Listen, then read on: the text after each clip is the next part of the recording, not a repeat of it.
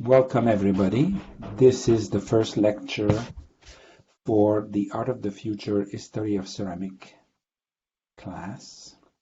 The first lecture is called The Classical Aesthetics, the Constancy of Form, and it looks at the problem of form in ceramics and the fact that in ceramics, most notably in pottery making, certain forms are constant over long periods of time throughout history. We will be looking at material from all periods of the history of ceramics and from all over the world, but we will start by looking at historical works related to Attic Greek pottery, which was the pottery made in Greece around Athens, mostly in, the bulk of it around the 5th century BC. And those are the common shapes and comparative sizes of Greek pottery forms. They all have very complicated names. You should remember the amphora, which is the first one on the left, because it's a form that's still being made today, and the name for that form is that we still use is the amphora. And then the calyx crater just underneath it, because this is also a common form still quite currently made. And the calyx, which was the one on the left at the very bottom, which is a shallow dish on a high foot. All the other ones, you don't really need to remember. You don't really need to think about them very much. The classical aesthetics, as I've mentioned earlier, is found all over the world throughout the whole history of pottery form in ceramics. And you have forms coming from the Greek repertory of form, which we've just seen, and form coming from the Asian repertory of form. And as you can see from this image, the Asian pottery shapes tend to demonstrate a continuous line of profile, contrary to European forms or Greek pottery forms, which look like an assemblage of disparate shapes that are stacked one on top of the other. So it's quite a generalized difference between the two, but it is quite valid in most cases, and an interesting way to look at those forms. The fact that the Greek forms are made with disparate shapes that are combined together to create the overall form, while the Asian forms are more characterized by a continuous line starting from the bottom going all the way to the top. And this gives them this extraordinary lift and elegance that you find in Asian shapes. I'm going to be showing you a few examples of Greek pots that show the making of pottery, where you see potters at work painting the ware, loading the ware in kilns, doing various things. This is just a brief introduction. It could be the subject of a research for one of you, for example, because there is quite a lot of those examples, and it's quite beautiful to see the making of pottery on pottery forms, and quite often the form on which the image sits. And that's a characteristic of ceramics, the way it always combines form and surface. And you have good examples of that here. So I'm just showing you a few examples of that because it is quite interesting to see how the context in which those objects were made and how they were handled and how they were used and what the potters look like and how they made this amazing work. How the work itself is made is not something we will be looking at, but it's something that you may want to research further if you are curious about it. It's a very fascinating process. And there are books on the making of Attic Greek pottery that are interesting to check. So again, we also find on those objects images of pots at work, how they were used in various contexts and how they were handled. And that is also quite interesting to be aware of. So let's have a brief history of Greek pottery to begin with, because they are very influential form in the development of pottery making and ceramics, all the way to today, as we will see later on. So on the left, you have a crater shape on the right an amphora shape with the characteristic two handles starting at the top and connecting to the shoulder of the form. And those are from the 12th century BC. So I'm just, again, the field is a vast field of all those different shapes and all their transformation throughout time by various cities in Greece and so on and so forth. So I'm just giving you an introduction here. Those are, again, archaic, which means very early, very ancient amphora shapes. And throughout the whole course of the history of ceramics, we will look at those objects again in different contexts, in the context of decoration, in the context of narrative surfaces, and so on and so forth. So we will look at those objects again. Today we are emphasizing form more than anything else. But in order to do that, issues of surface, issues of representation, issues of decorations will be part of that. And although we will skip over this to a large degree today, I'm bringing it up as a potential of those forms to speak to us today. For example, this is the very famous François vase of 570 BCE, and it was made by a potter and painted by this other person. So the potter was Ergotimos. We know because he signed the pot with his name, and he said, I made this. And it was then painted by Clytias, who also signed it and said, I painted this. My name is Clytias. And it shows you important events of the Trojan War. So it's a very important vase for that reason. And I'm showing you a few small details of it where you see various aspects of the Trojan War. So we will be looking at the narrative aspect of surfaces a few lectures down, but again, because of the complexity of those objects, I wanted you to be aware of those characteristics right away. What I'm trying to introduce to you today is how those objects work. And the first types of objects made by the Greek we call black figure vases, where the figure is a black silhouette with added details, either scratched through the black silhouette or painted on in various layers later. But what happens with the black figure technique is that the figure looks flat, while the ground on which it sits, which is the lighter reddish ground, appears to have depth and be spatial in terms of its experience. And then there are all kinds of scenes of domestic lives as well represented on those jars.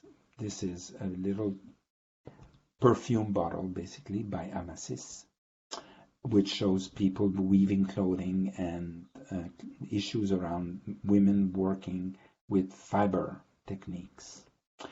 And this is another small perfume bottle by Amasis, the same maker, the same potter, who made those works in the black figure style again. And this is a wedding scene, a wedding procession.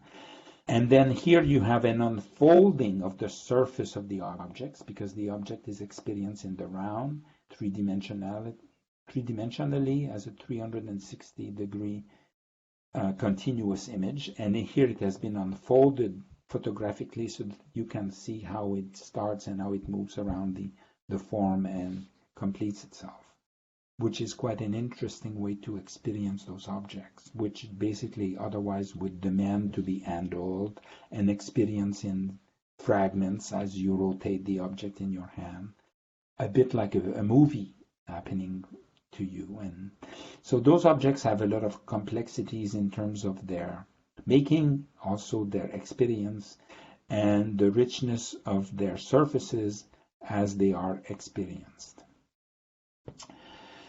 So there are all kinds of scenes, like here you have people playing games, and this is a black figure piece on the left and a red figure piece on the right by Andokides, who was the inventor of the red figure technique around 500 BC.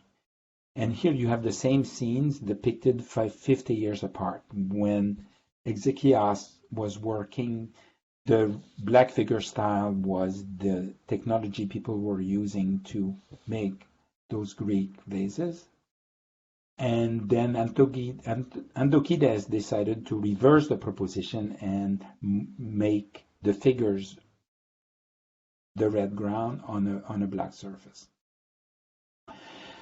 So I'm showing you again other forms like Panathenaic amphora, which were made for games, sporting events, and they were given as a gift to the winner of the contest.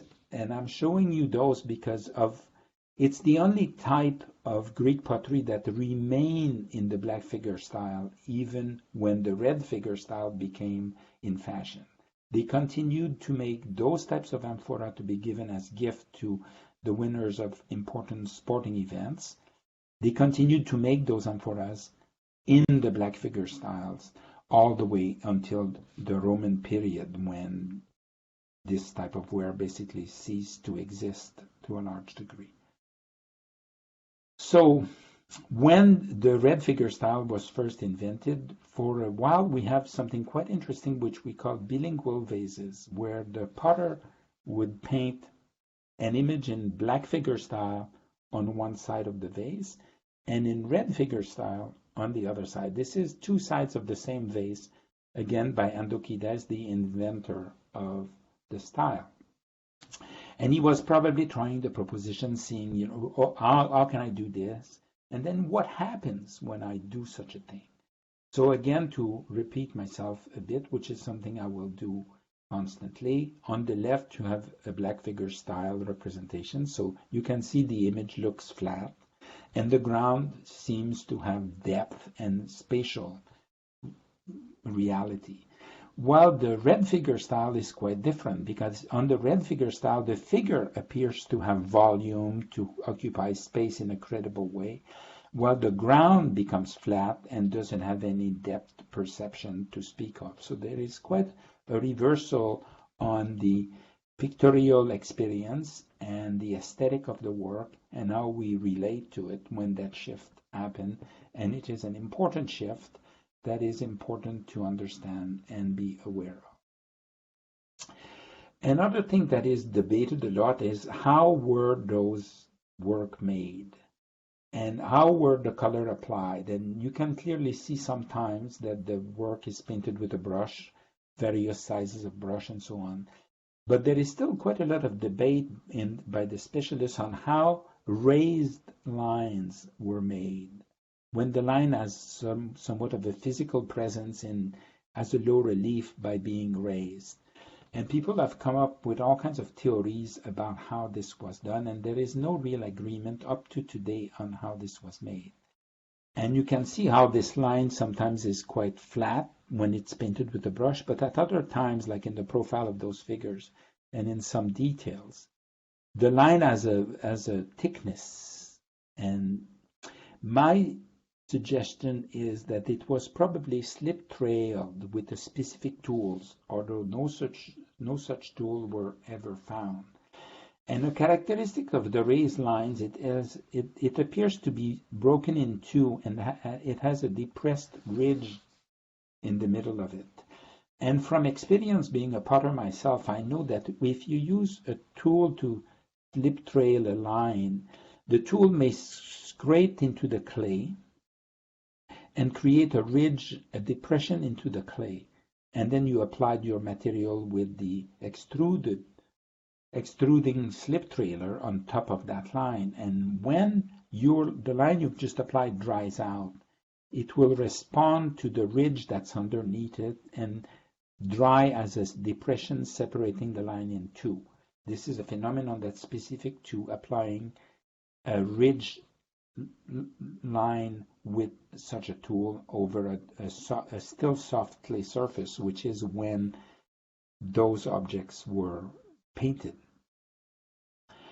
So that's my theory. Whether it is true or not is debatable, but I think it has its validity, and I wanted you to be aware of it in such a way. So now we're going to look at red figure vases, and where the figure appears realistic, as if occupying physical space. yet the background remains flat with no perceptible spatial depth. And again, there are a large number of painters. You'll find more information in the reading for that chapter about those people and who they are and so on. But this is not a history where you need to know or remember a lot of names or data or information. It's the intention of this course is to introduce you to what is ceramics and how does it work and how is it experienced and how can we make sence of it. And here, for example, you have the work of the Berlin painter, which is an interesting painter. His name, we don't know his name, but his more important piece is in a museum in Berlin. So they call him the Berlin painter for all the other work related to his very characteristic style, which very often uses this object itself as the ground for the image, which is not framed in any way, but the edge of the objects becomes the frame for the image in which to occupy.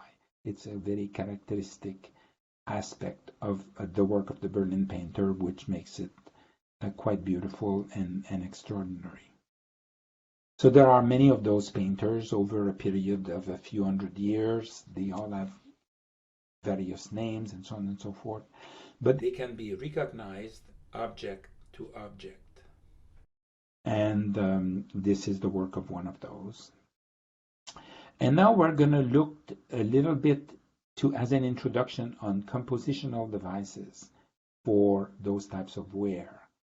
And we will look at that a bit further again when we look at the decorative aesthetics, when we look at the narrative aesthetics. This will come back as a problem to consider in the appreciation and understanding of those objects.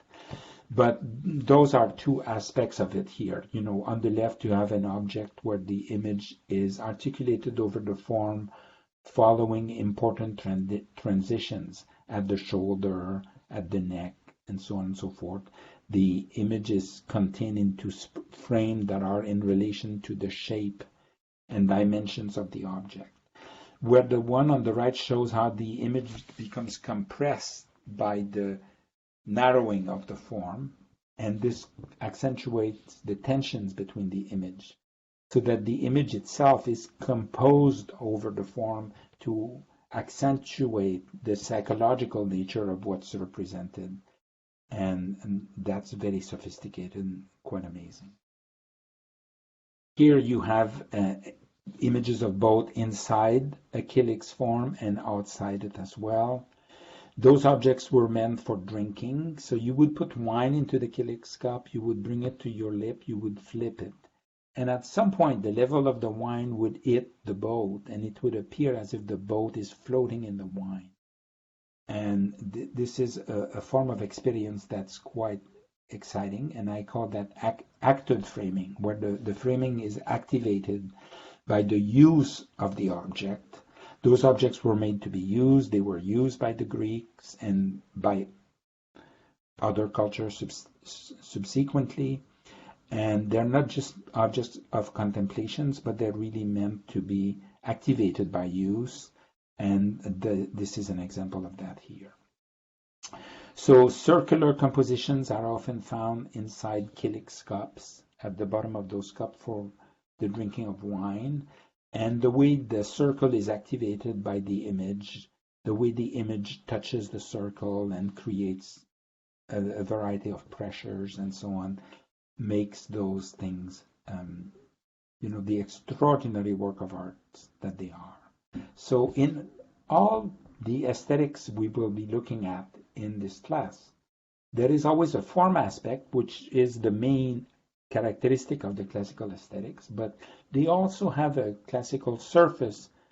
There's always a surface aspect to any of the aesthetics, and very briefly we will look at the classical surface, and by looking at worldwide examples as well. So on the left of this image you have how an unfired Greek type pottery, this is a contemporary example, would have looked before firing.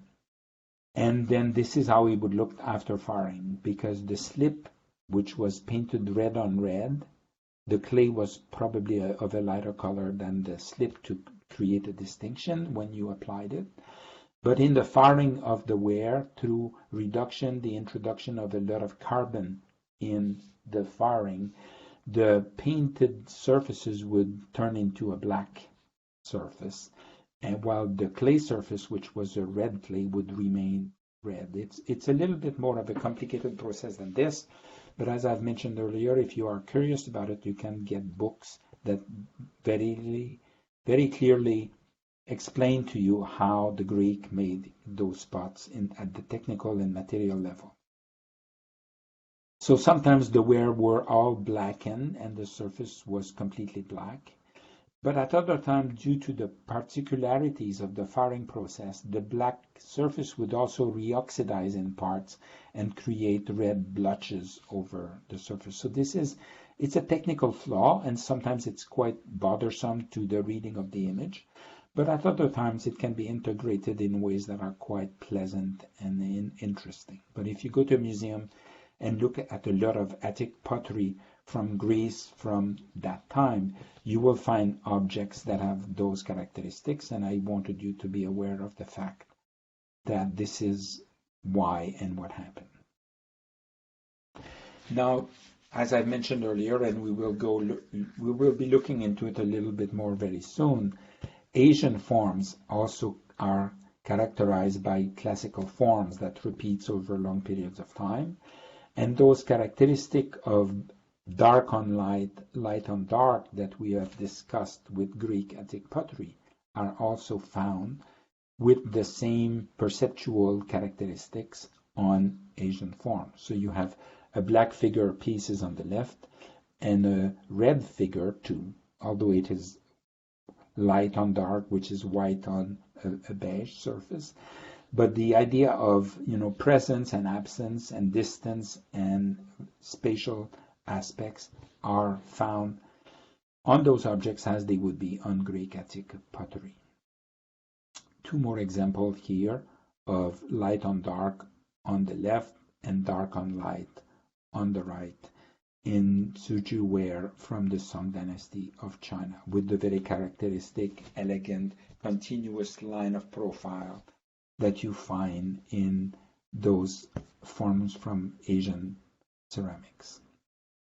And on this wonderful plate, you have both combined together. In the middle of the dish, you have dark on light, and surrounding it, you have light on dark. So by using both dark on light and light on dark on one object, it creates a very dynamic, very optical, and rich effect.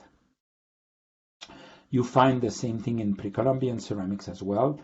Forms that repeat over long periods of time, and surfaces that either embodied light on dark or dark on light for various reasons on their surfaces.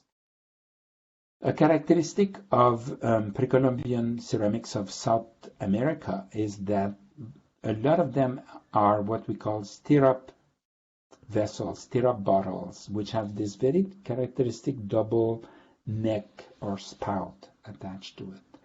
And it's a form that is made in Pre-Columbian America, in South America most notably, for thousands of years.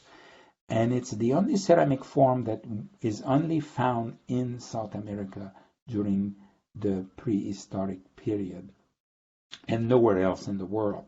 So although it is very classical and it has a constancy of shape for a long period of time in that part of the world, it is not found anywhere else worldwide, and for that reason it is quite an exception and a specific characteristic of the pottery of those people, and a unique example of a shape that's unique to a time and a space in ceramic history.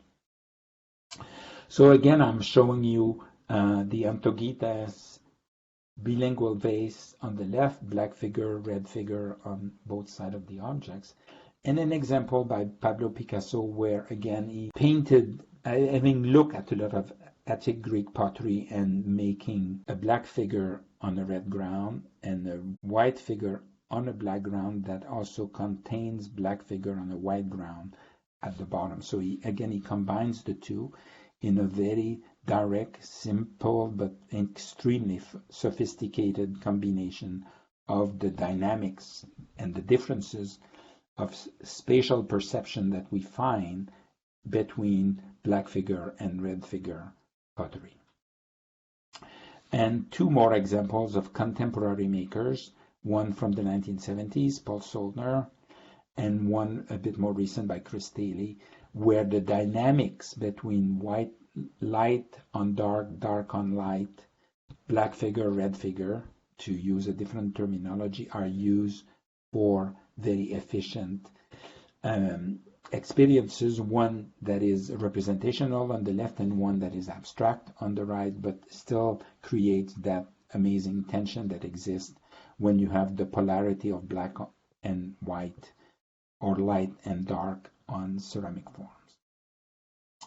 And then the work of Richard Millet from Montreal, Canada, who has been investigating classical form, classical surfaces, the experience of abstraction and representation, and the dynamic contrast between light on dark, dark on light that exists within the history of ceramics. And he's just one of many, many contemporary makers who are reinvestigating those forms, those surfaces in the contemporary world to expand on our experience of ceramic forms and ceramic itself as an art form.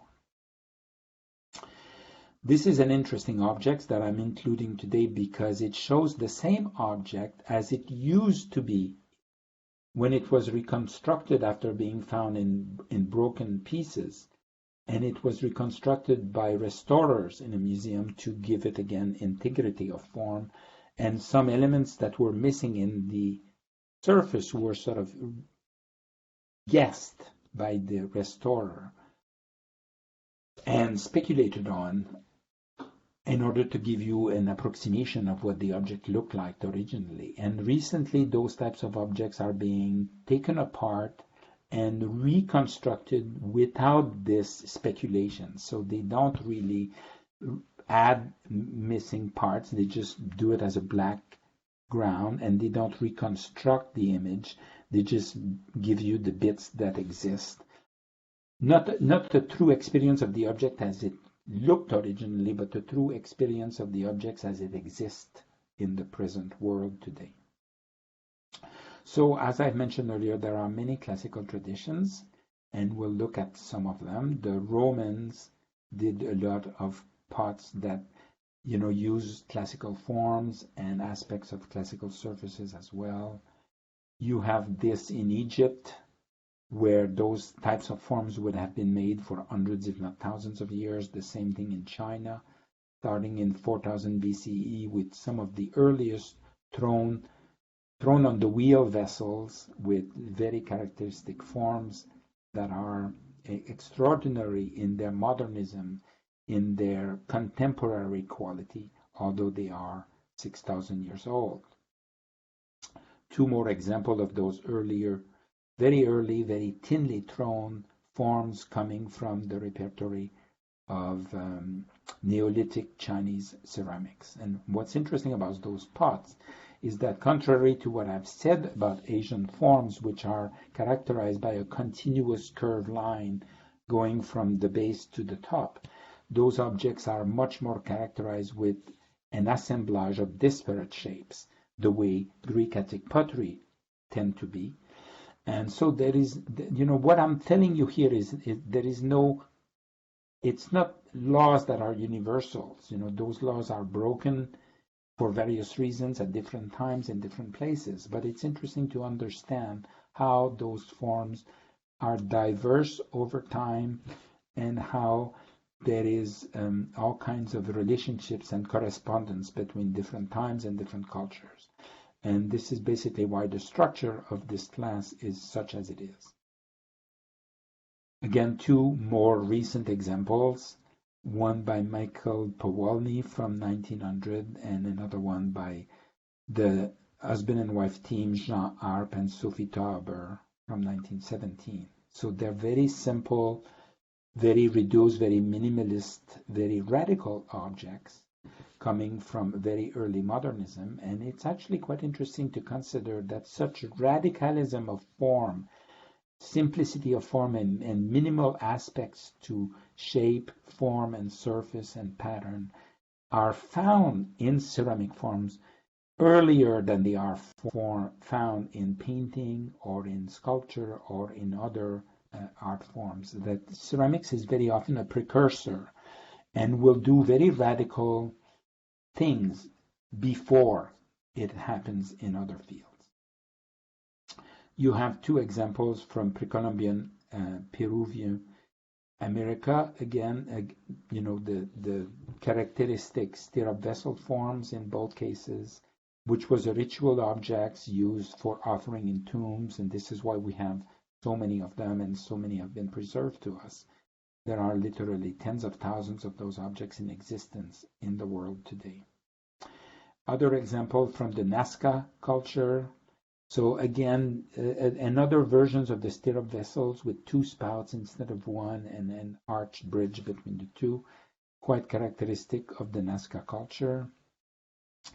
And again, to give you an example that those objects are so influential all the way to today, you have a designer like Christopher Dresser working in England in the mid-19th century, making a vessel inspired by the Nazca culture of Peru. And it is interesting and important to understand the history of ceramics, because ceramic forms have been constant all the way to today.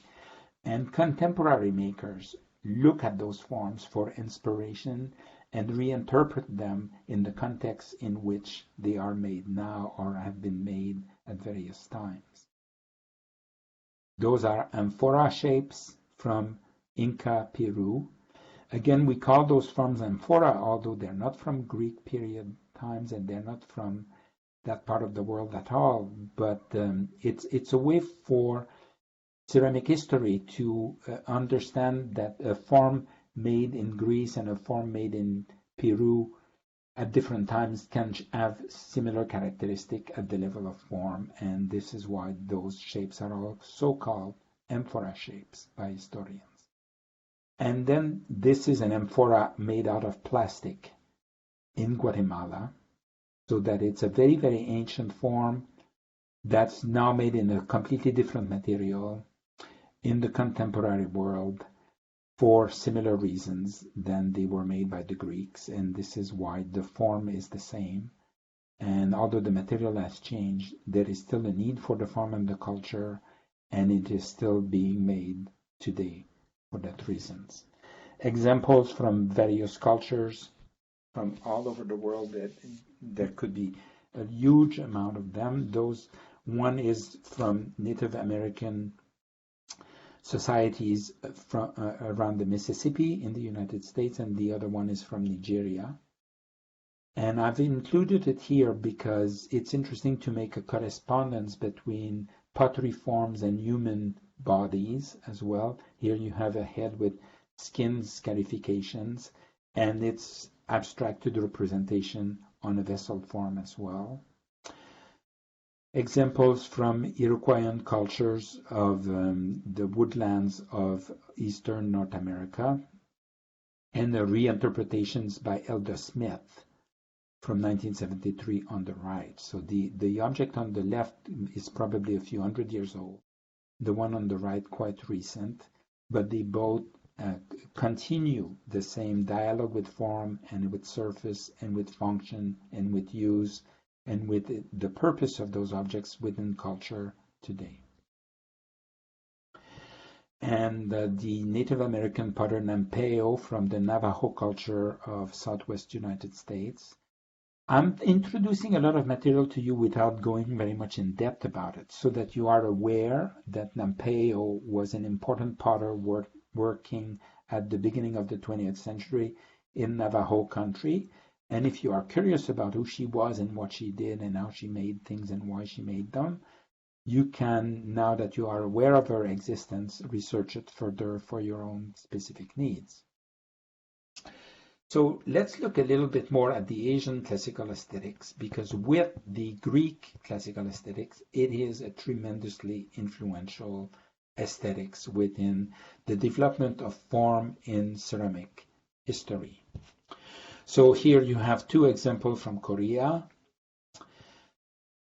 very, characteristic of the continuous line and the elegance and the power of those forms.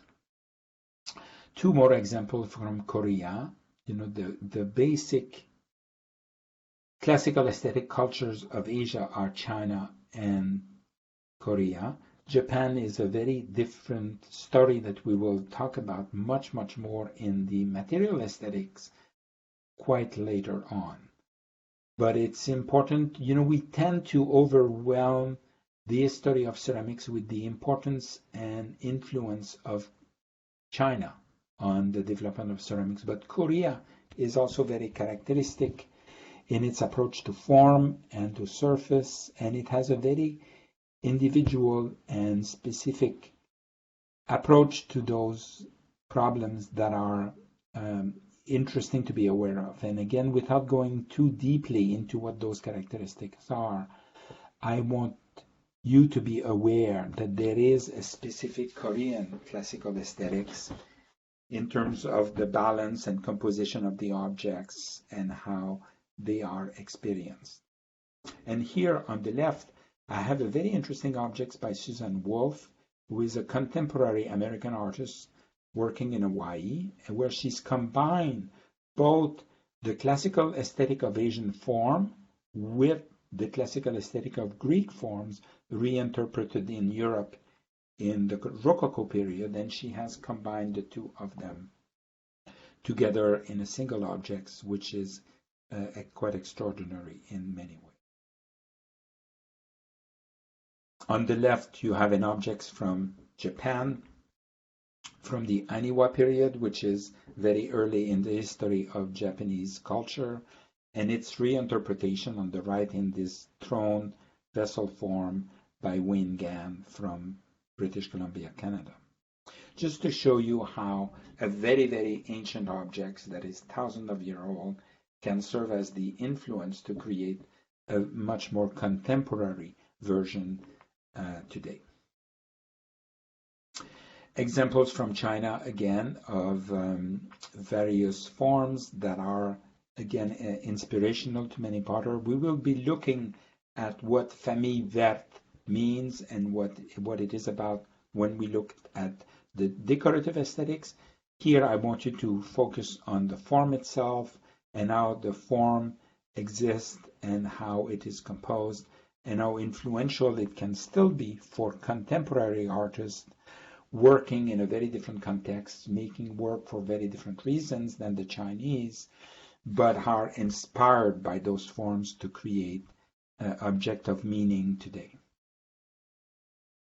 Another aspect of Asian ceramic form, more specifically Chinese forms, is the idea of a garniture, which is a group of objects, usually through 3 or 5 of them, that are to be experienced as one work.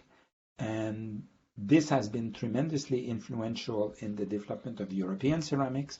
This is an example of it from Holland in the 17th century. When example from China came to Europe, they created reactions by European makers and potters, and they reinterpreted that format of the garniture in all kinds of ways. And then another thing that happened at that time, which was quite interesting, is when those objects appeared in Europe, often they were reworked with bronze additions. Bronze mounts were created in Europe to change a vase into a pitcher form, as we see on the right. And then eventually, those bronze additions became ceramic additions covered with a gold surface, integrated ceramically within the forms themselves. So there is a lot of exchanges between Asia and Europe, and different materials are used in different ways, and objects are modified and transformed and changed in all kinds of exciting ways by their reinsertion into a new culture at the different times. And then something very exciting happened, which we call the New Classicism. And this happened mostly in the 17th and 18th and 19th century in Europe, when people rediscovered through archaeology at Pompeii and in other sites the ancient traditions of Greek ceramics and Roman ceramics and so on and so forth. And one of the major initiator of the new classicism in European art is Josiah Wedgwood, the very famous potter. And this is a vase he threw himself on the wheel on the first day of his factory in England on 13th of June 1769. And it is very much a Greek form and a Greek surface, but made 2,500 years later than the original. So this is a portrait of Josiah Wedgwood.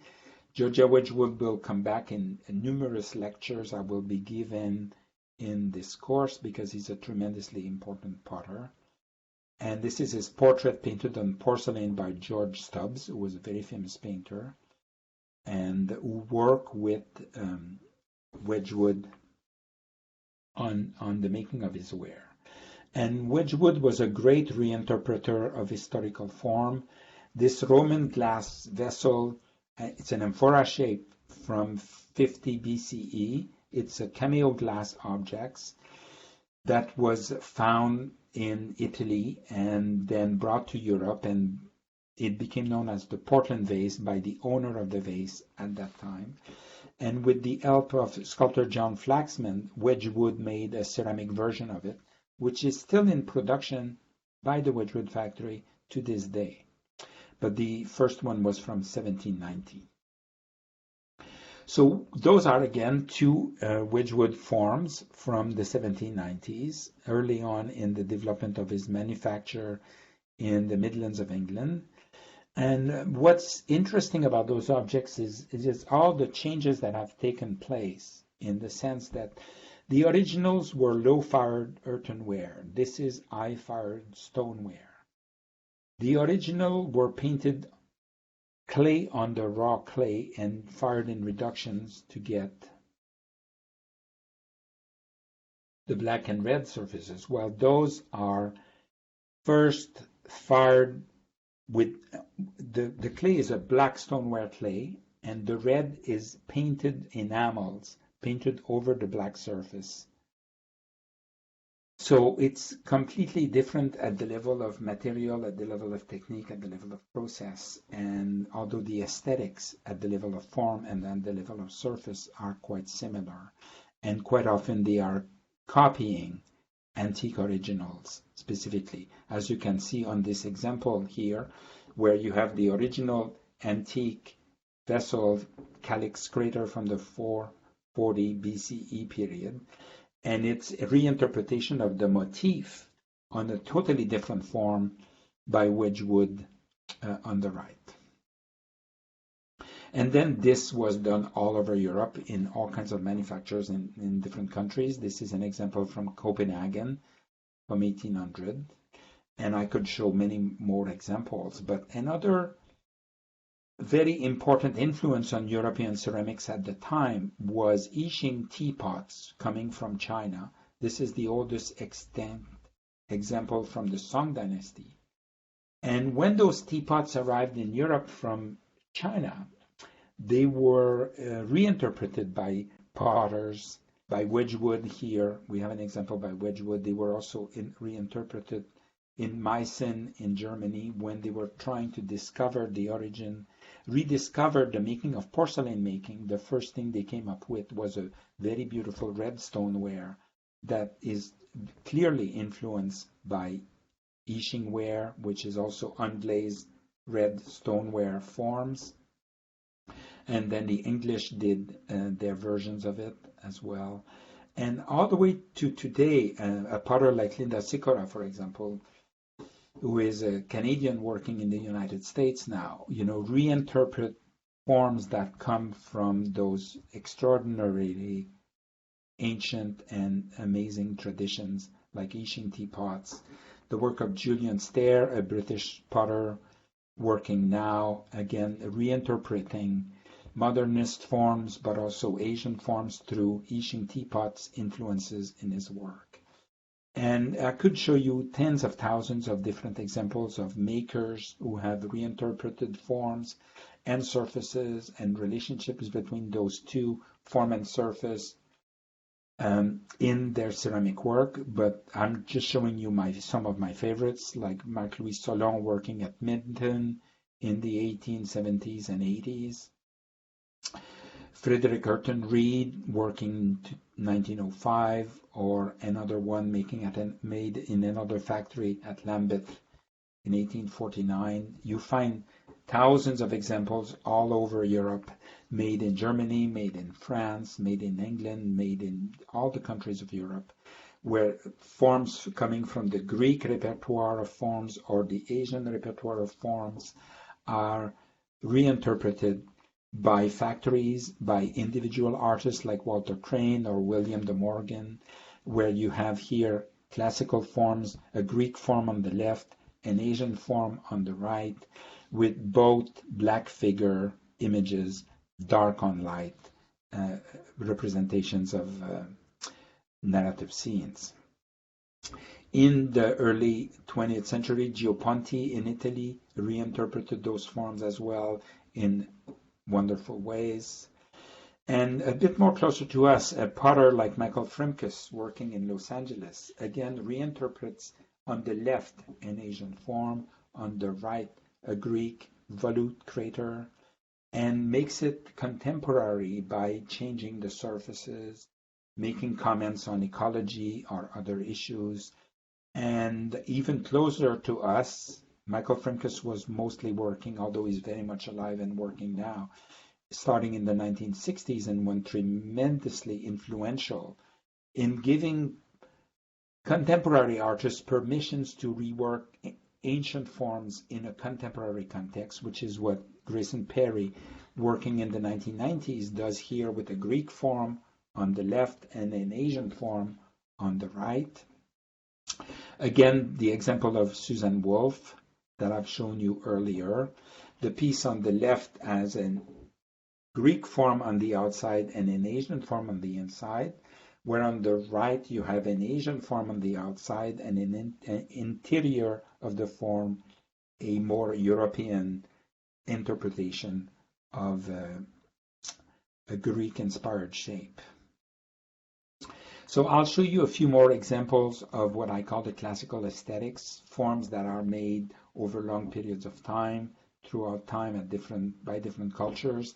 This is the Pueblo cultures of Southwest United States. It's a reworking of historical shapes by Maria Martinez and her son, Julian.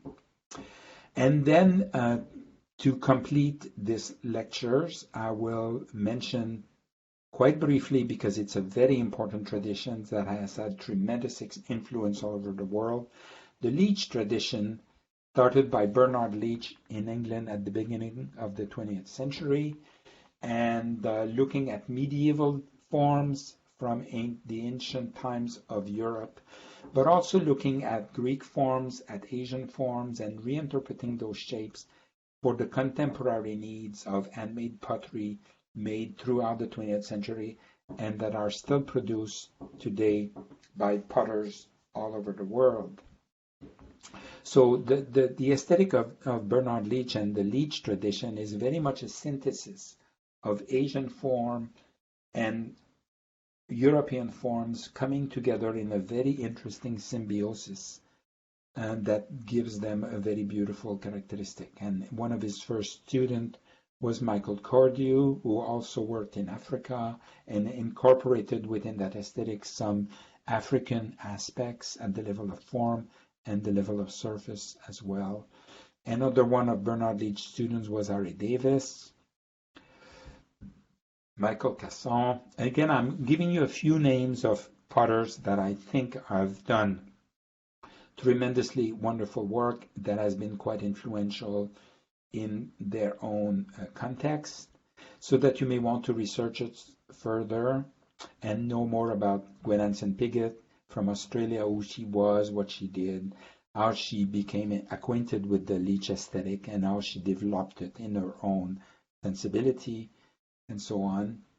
And a little bit farther back, examples from the beginning of end of the 19th, beginning of the 20th century by Charles Fergus Binns, looking at the Asian aesthetics, the continuity of a curved line, and the Greek aesthetic with the assemblage of disparate shapes that you see in the work of George Orr, but not copying anything, reinterpreting those sensibilities with their own personal interest in shape and form, and making very much individual and original statements.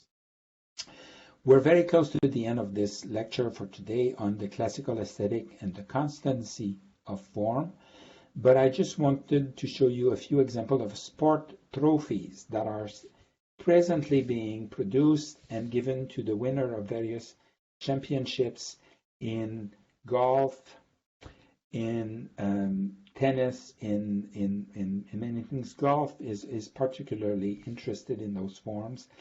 They tend to be Greek forms that have been modified and reinterpreted through excess and exaggeration, not always with the best possible results, if you ask me. But it is interesting that even today, in the very, very recent past, in the field of sport, people are creating trophies in ceramics to give to the winners of various events and tournaments, objects that are inspired by the long traditions of the classical aesthetics that we find in Greek pottery and in Asian traditions all the way to today. And sometimes, as I've mentioned, some of those forms are Asian in inspiration, sometimes they are much more Greek. But it is interesting to consider that those forms, even in a field as different and one could say removed from aesthetic experience as sport, at the level of making shapes anyway, finds its inspiration for its trophies in those traditions and aesthetics. And one of the most extraordinary one is the one given for cricket matches. And instead of creating a new trophy, somebody found in a junk shop this tiny little amphora. It's literally about 10 centimeters high. And this tiny little cheap amphora became the trophy given yearly since 1882 to the world winner of cricket tournaments. And it's one of the most prized trophies in the world of sports, although it doesn't have any value intrinsically, because it has an aesthetic value by its reference to a Greek amphora shapes. It is still connected to this idea that classical forms have a very specific meaning and a very specific role to play within culture, whether it is in a field like sport or any other one. So I will see you next time for the second lecture on the flux aesthetics, and we will continue this investigation of the impact of ceramics on civilization and culture throughout time, throughout geography, through various aesthetics and then various themes as well. Thank you.